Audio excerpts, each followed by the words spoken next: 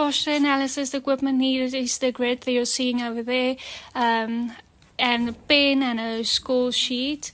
Getting ready is wearing tight clothing. The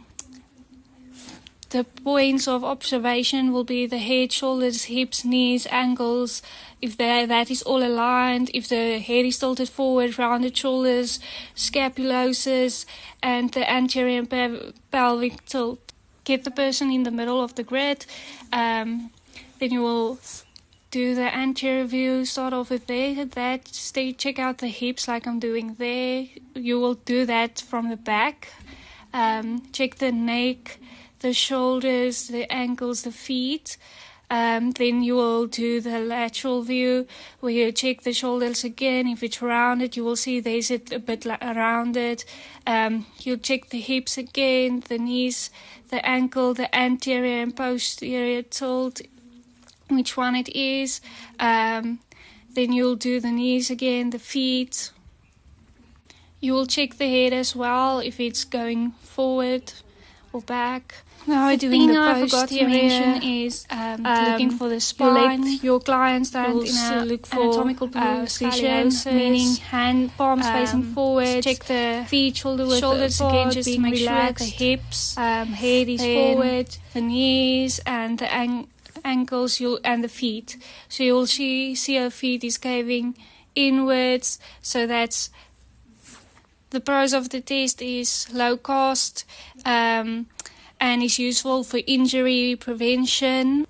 It can be tracked for improvement, and then the cons is it's difficult to see if you don't have the posture grid. You have to have experience for this type of test.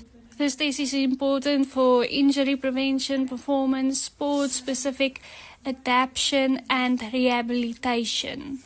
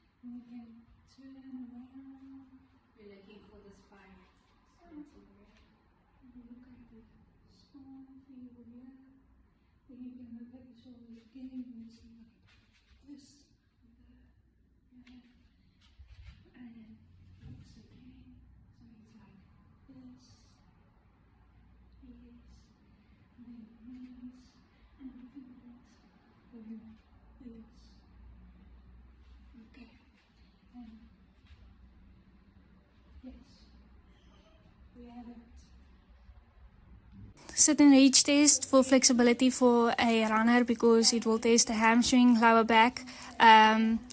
For this test you will need a measuring box or a sit and reach box, a ruler or a measuring tape. This can be on the box or you will need to put it on. A mat for comfort, that is optional. The protocol is for the client to take off their shoes with their feet flat against the box. Their legs must be flat on the ground. Knees may not bend. It must stay flat. Runner keeps the position for 1 or 2 seconds while slowly reaching forward as far as they can along the measuring box with one hand on top of another. This will be done twice and it will be noted. The best one will be used. This will be measured in centimeters. Reach beyond the baseline, that is usually 26 centimeters or 260 millimeter mark on the box. Positive score is beyond the 260 mark and negative score is below or behind this 260 mark. That is also where your toes are, so if you're going over your toes it's positive, not over your toes it's negative. Excellent for a male is more than 30, 34 centimeters for a male. Poor is less than 23 centimeters. For a female, it's more than 37 centimeters, and poor is less than 27 centimeters. The pros is quick, easy, and need very little equipment. The cons is it's not accurate because of the lower back and not just the hamstring. It's not the best test for runners because it doesn't include the quads, calves and hip flexors. And that's what you have to use for the motion in running. The length of limbs and mobility of the spine can affect the results. The importance of this to the sport is it is effective strides and a low risk of injury are supported. Shoulder mobility test equipment needed is a measuring tape, calculator if needed. Swimmer must be standing. Measure the palm of the hand from the tip of the finger to the bottom of the palm in centimeters. Take the measurement and time it with 1.5. Reach one hand behind the back and over the shoulder, getting as far as possible. Note the distance. If the distance is less or equal to the hand score in centimeters, it will count as a 2. If the distance is more than the hand, it equals to the hand at times 1.5, you score a 1. And if the distance is even more, you score a 0. The pros, quick and easy to complete, no special equipment needed. You can see more than one shoulder motion at once and identify any asymmetry range in the swimmer. Concept, it doesn't isolate joints or muscles. Not very specific because it affects by posture, spine and scapular mobility. Importance or relevance to the sport for all swimmers, strokes, but preferably for freestyle or butterfly, shoulder mobility is necessary. Early identification of tightness that can lead to injury. You can identify that. Stroke efficiency and endurance are directly impacted by functional shoulder mobility. You will also have to do this test on both sides that I didn't mention, and that's how you can identify a imbalance between the two shoulders. Okay. So you will score at the 2 because it's good. Okay. Then it's the other side. And we'll do it again. So it's also a 2 because it's good. Ne? Yeah. Illinois agility test. 8 to 10 cones is needed. Stopwatch or electrical timing gates. Measuring tape to set up a flat non-slip surface like a turf gym floor or a field, but it's not a non-slip surface if it's wet. The test protocol is a rectangle shape, 10 meters up or long and 5 meters broad, is made out of 4 cones. 4 cones, 4 further cones are positioned down the middle, 3 by 3 meters apart, in a straight line. Behind the starting line, the player begins to lay face down or can stand up like in this video, and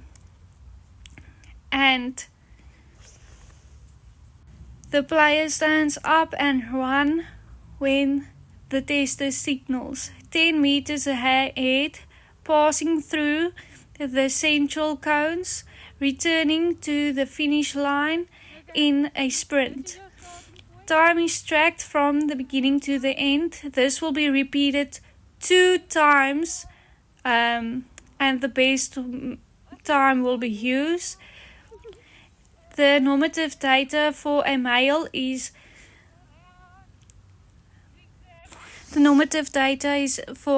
excellent, less than 15.2 seconds. For female, excellent will be less than 17 seconds. Poor will be for male more than 17.3 seconds. Poor for female will be more than 19 seconds.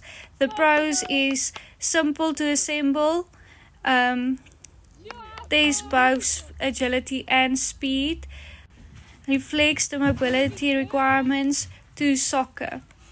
Cons: doesn't separate sprint pace to a straight line. Surface and foot can have an impact on performance. Movement patterns is not sport specific, no ball is used. Importance or relevance to sports: soccer players need to be quick and agile and have agility to dribble, defend and respond to opponents. Rapid direction changes in a game-like circumstance are reflected in the Bronco test. Equipment needed is a measuring tape, 5 codes, a flat marked running surface, etc. Rugby field stopwatch. This protocol is mark the starting point at 0, second cone 20 meters, then 40 meters and 60 meters. The player sprints out to 20 meters, come back, out to 40 meters and come back, then out to 60 meters and come back. When the start signal is given, they will repeat it 5 times, meaning the total distance that they will be running is 1,200 meters, 1.2k. There's no race in between shuttles and the test is run as quickly as possible. A stopwatch is used to record the time from the beginning to the end. How it is measured: the total time needed to finish the 1,200 meters measured in minutes and seconds. 1 time the best effort is used. Additionally, coaches can monitor split times for each shuttle. The normative data is back players in rugby, less than 4 minutes and 30 seconds, and that will be excellent. The needs improvement will be more than 5 minutes. The forwards will be less than 5 minutes for excellent, and needs improvement will be more than 5 minutes and 30 seconds. The pros of this test is simple to assemble and operating with little equipment. It combines anaerobic with aerobic, so that two systems with each other. High standards are applied by professional rugby teams. Beneficial for monitoring return to play as well as pre-season testing. The cons for this test is high performance demand is not desirable while recovering from an injury. Demand on motivation, effort affects result. Bronco and rugby have a high intensity work. Monitors the conditioning over time.